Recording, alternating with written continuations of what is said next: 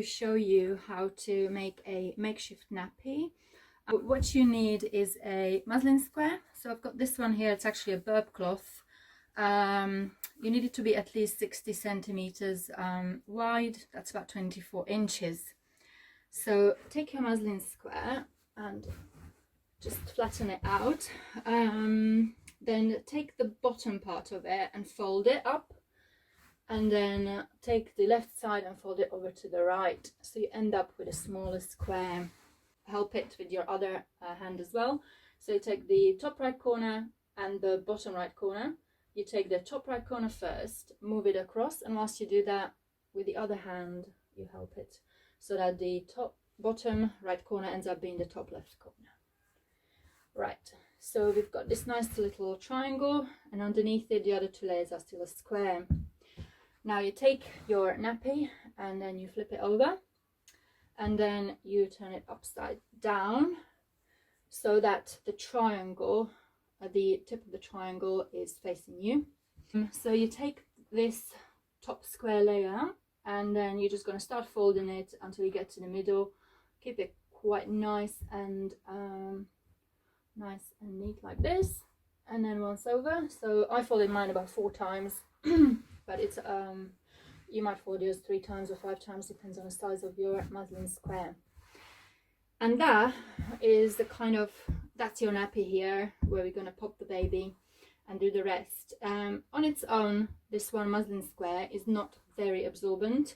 It will absorb a little bit, but what you want to do is you don't want to keep changing it very often, so you want it to last a bit longer. And the way to do that is if you've got a face towel, this little terry cloth. So you take it, and then I'm just trying to mirror the width of this, so I'm going to fold it in 3 and pop that on top. And that is now way more absorbent than it was before. Alternatively, if you haven't got one of these and you have smaller muslins, so I've got these smaller ones, then again what you're trying to do is just match it so that you've got this shape. So I'm holding it in half again, and then I'm just gonna do into 2 like this, and you pop it here.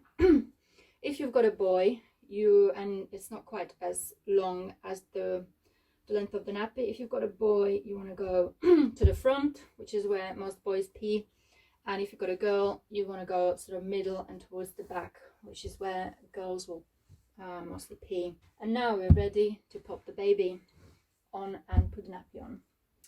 So I've got my baby here, and what you want to do, you want to place the baby on the top, not as high up as disposable nappies, so that it's probably in line with the top of the bum, and then you fold the bottom bit over the baby until you get to their navel, and then you've got the 2 sides.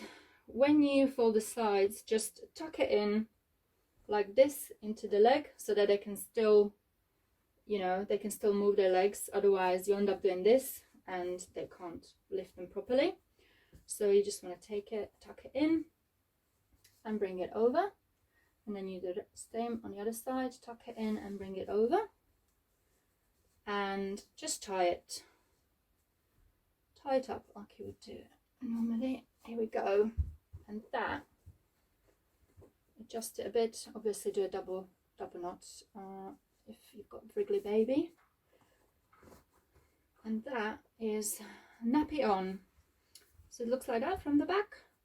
So you've got these little loose bits, make sure they're tucked in, and that is to the front. So baby can move nicely, and hopefully they won't wriggle out of it. On its own, this nappy is not waterproof. The baby will just pee, and then over time this entire thing will go completely wet.